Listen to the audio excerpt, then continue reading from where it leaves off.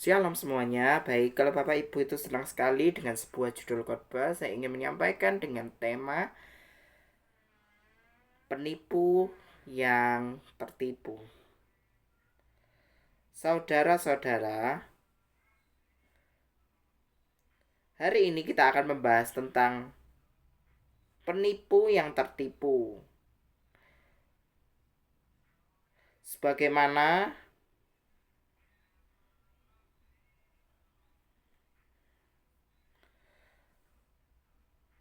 sebagaimana Alkitab memberitakan, dan janganlah kamu menipu diri sendiri, sebab Allah tidak akan dipermainkan. Sebab apa yang ditanam itulah yang akan dituai. Itu dibaca di dalam kitab Galatia 6 ayat 7. Nah, seringkali di dalam hidup manusia ini sering menipu orang. Tetapi orang yang ditipu tidak mengetahuinya.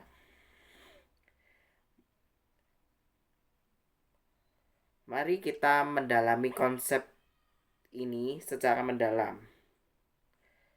Contoh aja di dalam Alkitab, di kitab Kejadian pasal 41 sampai 50 itu menjelaskan tentang Firaun. Nah, waktu itu Yusuf bermimpi. Dia adalah ahli tafsir mimpi. Dia mengartikan mimpi Firaun, dan endingnya dia merasa kaget dan tahu bahwa mimpinya tersebut akan menghasilkan 7 tahun kelaparan dan 7 tahun kelimpahan. Apa artinya dalam kehidupan kita sekarang ini? Bahwa konsep itu, konsep penipu yang tertipu, yaitu yang pertama, penipu di dalam kehidupan kita. Seringkali kita tergoda dan menipu diri sendiri dengan pembenaran-pembenaran dan kebohongan diri. Seringkali kita itu sering membohongi diri kita. Terkadang kita di luar itu ekstrovert, tetapi sebenarnya di dalam hati kita adalah hati yang hancur. Nah, contoh aja seperti saya. Sebenarnya di luar sana saya itu sebenarnya ekstrovert, tetapi di dalam hati saya adalah orang yang introvert. Nah, penipuan ini dapat muncul dalam berbagai bentuk. Bisa mulai dari tanggung jawab, alasan atas dosa, kegagalan kita. Setiap kita mempunyai kegagalan masing-masing. Tetapi percayalah, melalui proses yang Tuhan tetapkan di dalam kehidupan kita, membawa semuanya itu ke dalam sebuah kebaikan untuk kita sendiri. Hidup kita harus turut andil dalam pekerjaan Tuhan di dalam setiap hidup kita. Nah, poin kedua adalah bahaya penipuan. Penipuan tidak hanya merugikan orang lain, tetapi juga merugikan diri sendiri di mata Tuhan. Penipuan adalah hal yang menyimpang dari kebenaran, keadilan yang telah diperintahkan oleh Tuhan, yang mengakibatkan kita harus isolasi spiritual. Ketidakjujuran itu dan ketidakstabilan moral. Jadi, seringkali kita menipu diri sendiri dan mengakibatkan berujungnya fatal. Hidup kita menjadi tidak stabil, tidak terarah ketika kita menipu diri sendiri. Ada kebohongan-kebohongan dalam diri kita yang mengakibatkan kita tidak bisa, tidak layak untuk masuk ke jalan yang benar, jalan kebenaran. Oleh karena itu, kita ingin meminta tuntunan Roh Kudus untuk menuntun kehidupan kita menjadi kehidupan yang lebih baik dengan cara hidup taat kepada kebenaran firman Tuhan. Dan yang ketiga adalah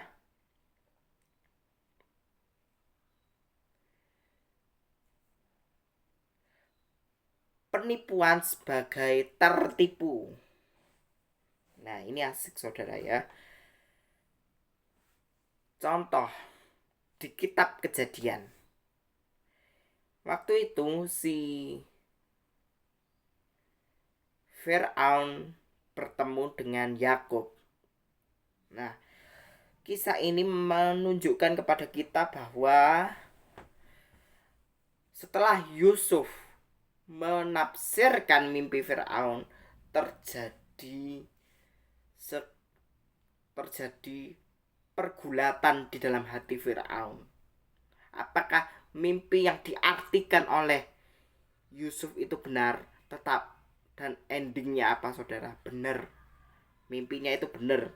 Ada 7 tahun kelimpahan dan kelaparan. 7 tahun kelaparan dan 7 tahun kelimpahan. Nah, dari sini kita dapat belajar bahwa yuk sama-sama kita mengembalikan hidup kita sepenuhnya kepada rancangan semula Allah, agar kita itu dapat memasuki kehendak dan perasaannya Tuhan atas hidup kita. Nah, penipuan sebagai tertipu. Ironisnya di dalam kehidupan ini adalah orang yang menipu orang lain seringkali juga menjadi korban penipuan dari dosa dan godaan yang mengikat mereka dari kehendak dan perasaannya Tuhan. Jadi merasa terikat, tidak bisa lepas, terbelenggu oleh dosa. Nah, bagaimana cara kita mau melepasnya? Kita minta tuntunan hikmat sama Tuhan agar kita mau lurus, mau mengikuti kehendak Tuhan, perasaannya Tuhan atas kehidupan kita. Maka kita cenderung terperangkap dalam jaring kebohongan dan kegelapan dan juga mengalami kesulitan untuk menemukan jalan keluar dari perilaku yang salah. Jadi makanya saudara, kita harus berbalik 180 derajat kembali kepada hadirat Tuhan. Karena di dalam hadirat Tuhan kita dapat menemukan kekuatan yang baru, spiritual yang baru, hidup yang menemukan hadirat Tuhan di setiap momen kehidupan kita. Jadilah orang yang tidak mau menipu diri sendiri, tetapi mau berubah oleh setiap perilaku dan perasaan kita yang tertuju kepada kehendak Tuhan. Poin keempat adalah kesempatan. Inilah waktunya, saudara, untuk kembali kepada hadirat Tuhan. Oke, saya lanjutkan.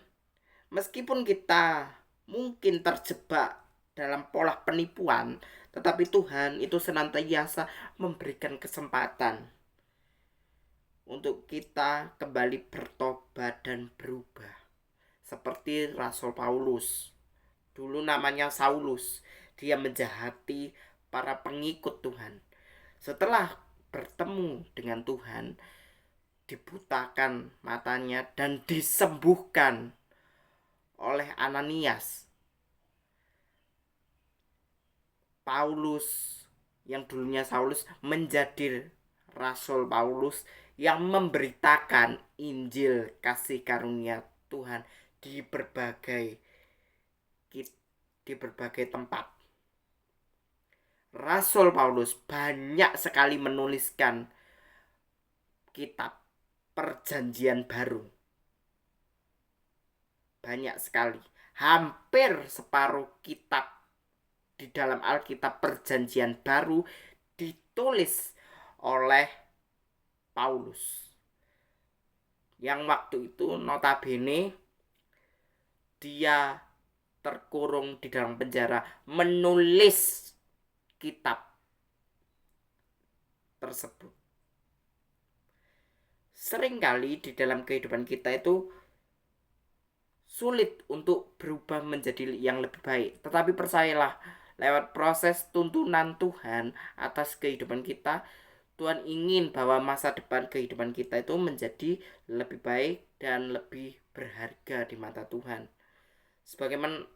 Sebagaimana mestinya hidup yang berkenan di hadapan Tuhan adalah tetap tinggal di dalam hadirat-Nya sampai masa pemulihan itu terjadi atas hidup kita. Melalui kasih karunia-Nya kita diperbaiki dari kesalahan kita dan mau mengakui segala dosa, kebohongan dalam diri kita di hadapan Tuhan dan memohon dengan sungguh-sungguh, dengan sikap kerendahan hati, memohon belas kasihan Tuhan dan pertolongan-Nya untuk mengarahkan kehidupan kita kepada jalan kebenaran melalui proses ketaatan yang sejati. Proses ketaatan yang sejati didapati untuk selalu taat kepada setiap kebenaran firman Tuhan yang telah disampaikan oleh Tuhan sendiri. Sebagai penutup dengan harapan. Jadi di dalam menghadapi realitas hidup ini banyak sekali penipu yang tertipu. Jadi gini ya, contoh orang A sama orang B. Orang A ini seorang penipu yang handal. Yang B, orang B ini adalah orang yang tertipu. Jadi ya saling menipu lah istilahnya. Tetapi kita mau belajar untuk saling bertobat. Sebab kerajaan Allah itu sudah dekat. Bertobatlah. Hendaklah kebaikan hatimu diketahui semua orang. Tuhan sudah dekat. Marilah kita merenungkan kasih karunia yang Tuhan sudah berikan kepada kita dan belas kasihannya yang tidak ternilai. Allah memberikan kesempatan bagi setiap orang yang mau kembali kepadanya. Tuhan itu rindu kepada orang-orang yang mau mengakui kesalahannya. Dia juga ingin merancangkan bahkan masa depan kita penuh dengan harapan.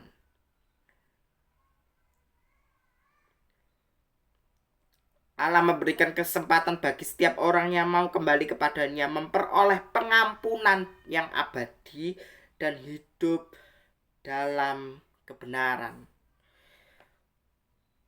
Tuhan itu ingin bahwa setiap manusia itu harus dikembalikan kepada rancangan semula Allah, mau menggenapi rencana Allah. Jadi manusia punya mandat,